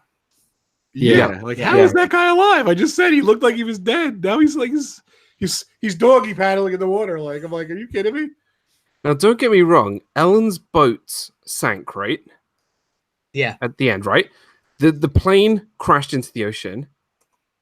How did everyone get back on land at the end of the movie? Oh, just obviously Hoagie flew Ellen back. The boat sank. No, but I know it did. But Hoagie flew Ellen back to Amity, or maybe that was at the very end after they got very end. Yeah, that's the very She end. happens to have another very plane. end. But no, but as soon as this whole thing finished, they just end up back on the island in the Bahamas. Somehow, obviously, Ellen used her X-Men abilities to transport everybody back on the island. The best is they couldn't find her. She was so far out. They had to find her by plane. You're right. They're just kind of drifting there. And the guy's half dead. Mario People's half dead. How'd they get that guy back? This movie was written by kindergarten children. It really was. They were like, they went into a school and they were like, right, what do we want from a shark movie? They, I want a shark that roars like a lion. I want a shark that follows people from New England to the Bahamas. I want Ellen to be a superhero. That's literally what they did. The writers went to find kids at a kindergarten and asked them what they would want to see in a shark movie. That's the writing of this movie. It is god awful. It's terrible. It's laughable, and that's why I love it. Steve. I still don't know if he loves it or not. What's that? I still don't know if he loves it or not. I'm confused. Oh, I think he does. I love this movie because of how terrible this is. It. Granted, I haven't seen it in a while. I watched Chris Stuckman's review, who shows it all pretty much. I just think it's a masterpiece of ridiculousness. It rivals Sharknado. It rivals Sharknado. It rivals The Room. It rivals Batman and Robin. It rivals The Wicker Man with Nicolas Cage. It rivals Superman 4: The Quest for Peace. It rivals all these terrible, terrible movies that are so bad they're hilarious. Can I ask a question? Did they make it with that intention? No. I don't believe they made it with that intention. I believe they tried to make another good movie in the franchise and failed to do that. I saw this crumpled movie. up his notes. Yeah. That was awesome. PJ, I need another beer. Sorry. Kay has answered the question, said they swam home, which is probably the only plausible answer, a bit like the end of Jaws, you know, when Hooper and Brody have to swim back. Yeah, but they show that. They could have levitated with a flashlight device and kind of. I mean, obviously, yeah, maybe they've got the shark's ability to levitate and fly home now, because that's the thing I hate most about Jaws 4 is it's just every single time you see the shark, from the opening scene, and I'm repeating myself now, but I'm saying it for Dan's benefit because he was out of the stream at the time. But from the opening scene when it attacks Sean and bites his arm off before then going back for seconds and knocking him off the boat, it's clear that the shark is able to levitate to do all this. Then obviously when it gets Jake, it levitates. When it comes out and gets Hoagie on his plane, it levitates. And then the end, obviously, it stands up on its rear legs that it suddenly has on the sea. So it's some sort of Jesus dog shark that can kind of, you know, roar like a lion as well. And then, yeah, obviously gets stabbed in the heart. But it's ridiculous, the levitation of the shark. They just... The angles it's at all the time. And then just stalking Michael in the ship as well, which a shark would never do. I think the only thing I like about this movie is its head nod to the classic scene in Jaws where you've got the kid copying the dad. It's doing a head nod. It's doing a head nod to Sean copying Chief Brody. Instead, it's obviously Michael's daughter copying Michael. The one difference being is this one you can tell is deliberately written in, whereas the one in the original Jaws was actually completely improvised. It was powerful. The kid was actually copying Roy Schneider, and Spielberg quickly said, "Quick, roll the camera now," and to his DP because it was a powerful moment. Yeah, and this just they were like, right, we're gonna put this in because it would be fun to see it in a Jaws movie, and recreated, and probably people would miss this because people have never got to Jaws 4 because they watched Jaws 3 and they gave up with Jaws. So yeah. And actually, you know what? The only thing like I actually love about this movie, instead of it being hilarious, I do really like Michael Caine in this movie because Michael Caine can do no wrong. Michael Caine's a legend, so yes, yeah. He is awesome. Only redeeming factor about this movie. Rachel's saying they better not make another Jaws. Rachel, we want another Jaws. We'll bring it. We'll take it. Who would be against another They Jaws? did. It's called the Meg. Kay Atwood says for most shark attacks, they take one bite. I believe we taste really bad, and the shark spends the rest of the day after an attack trying to get the taste of human out of its mouth. That's funny. I have heard that. Now I'd love to know who was determined that we taste bad to sharks. I mean, I have heard that before on several different occasions that apparently we don't taste the best to sharks. I'd love to know which shark told them this. It's actually, I prefer chicken. You know what I mean? No, I think we taste great because the shark in Jaws the Revenge was like, hey, to the three buddies, you killed my friends, so I'm going to kill you. So yeah. Dan touched on what is the relationship between the sharks and all the movies though? Like they're buddies? Like I don't think there's a. I don't think so, but it just felt like because of the revenge, because the premise of this movie and saying this time it's personal. They're pretty much saying, "Hey, you killed my buddies. I'm going to come kill you," even though they weren't buddies originally. I noticed too. I'm not a prude, and I do curse, obviously, but I noticed there was like all this weird, just like random cursing in all the movies. Did you notice that, Adam? That you don't really kind of hear it in like modern movies. I don't know. Like the kids trying to be cool, like it just was just weird random cursing. I don't like in all three of them too. Michael Caine saying "holy" in the movie was great. That's fine, but like the kids just for no reason they just curse and whatever, and it's just I don't know. Yeah, but they kind of curse there at the wrong times as well because they curse at the wrong times, just to curse. I'll be honest. If I was out in a boat at sea and a shark attacked me, I think every expletive under the sun would come out of my mouth there and then. But instead, all I've seen in the films is the one thing that got me with Jaws 2 was the ridiculous levels of screaming from one particular character, which was Jackie, the cousin, Michael's love interest, who didn't stop screaming, and there was nothing else. And then you got one girl that's sitting there praying, and the rest of them are kind of genuinely kind of panicking and trying to get each other together and saying, "Look, we need to get out of this."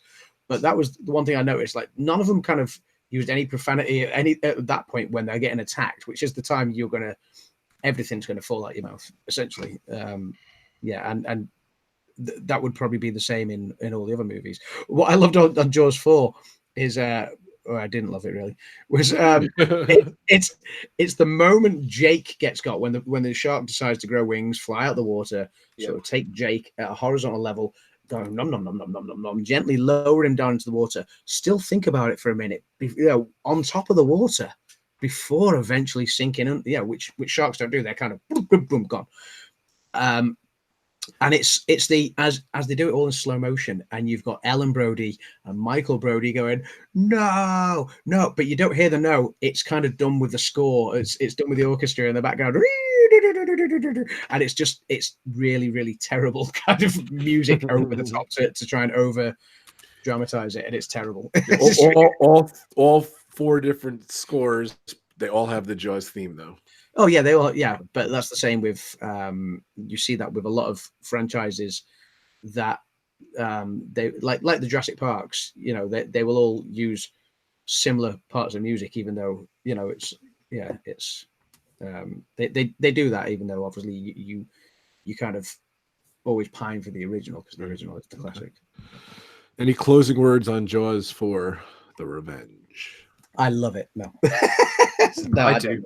I do. Yeah, Dan loves it. Yeah. I love it so I can watch Dan rant. That was a 45-minute Dan rant. Sorry. All right, guys. I think we're going to wrap it up here. It's been a solid 2 hours. Definitely check out AdamsLand. His link is below. Partner channel extraordinaire. Power channel. Brandy and Dave. Check those guys out. Amazing videos. Thanks, Rob. Words. DizneyDan the man. Check out his channel. He's getting his hours in. Yep. Steve. Thank you so much. Definitely check out StevesWorld. The other plugs, definitely check out DizneyDan on Shep's channel tomorrow. These two guys are on their awesome show. And Disney Fiasco. We have a topic this week, Dan. Dave, are you good for this Saturday, as we discussed? I believe so. So we will be doing our favorite lounges. Ooh. Yeah, buddy. Ooh, nice. We've been waiting to do this for about 3 weeks. So It's true. So we will be doing our favorite Disney World lounges. It's going to get me pumped for my trip here in a few weeks. Oh Nice. yeah. Nice. Yeah, buddy. Adam just put out those 2 videos this weekend too. Go check those out. Of course, Yeah. a lot of stuff going on his channel too. Just all great channels. Definitely check out all these great guys. All the links are below. Definitely check out my sponsors, D&G Explorers. Those guys are awesome. All my partner channels, all my power channels. Shark Week's all week. The schedule is below. So tomorrow we're going to be on DizneyDan's channel, 4 p.m. Eastern time. Thursday, Mega-Hangout here, 6 p.m. Talking about Jaws. We're going to bring out all the top guns here. I believe most of you guys are going to be here. I know it's tough for Dan and Adam because it's late, but I believe Adam might stop by later. So When's this? Sorry, this is Thursday. the Thursday 6 o'clock one. So Thursday, yeah. See, I'm in Thursday. London. I'm in London all day with work on Thursday. I think I've got to set off on a train at like 7 a.m. to get there, and I won't be back until about 11 p.m., which is roughly what time you're thinking to go live. It's 6 p.m. Eastern. Okay. So Thursday. I might be late in, but I'll be here clutching beer Okay. because pub. So I will be there.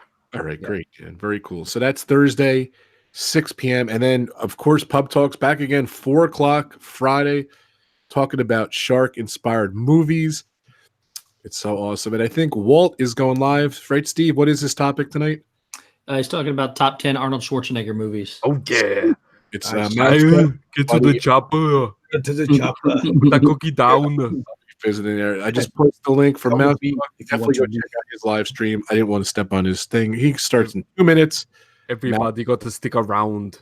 I don't know, guys. That went really well. I really loved it. It was really fun. Thank you so much, DizneyDan, for the 45-minute rant on your favorite movie. I'm Thank sorry. you, Steve and Dave, for hanging in there, and just you chimed in. Thank you guys so much. It's so much fun. And of course, thank you so much as usual for the pub. Another good time at the pub. Thank you guys so much. Anything else, guys, before we're out of here? See you back in the pub on Thursday. Yeah. Stop whining. Thursday. Friday. Adam's never missed a pub talk, and I know he might not be able to make it, so it's not a pub talk. Pub talk's on Friday, so but it's just a RobFuz hangout about Jaws. Making an exception. Exactly. So, all right, guys, at the 1 hour, 59 minutes, and 59-second mark, just like Adam would do, we're gonna say we're out of here. That's a joke, by the way. So, thank you guys so much. So much fun. Thank you guys.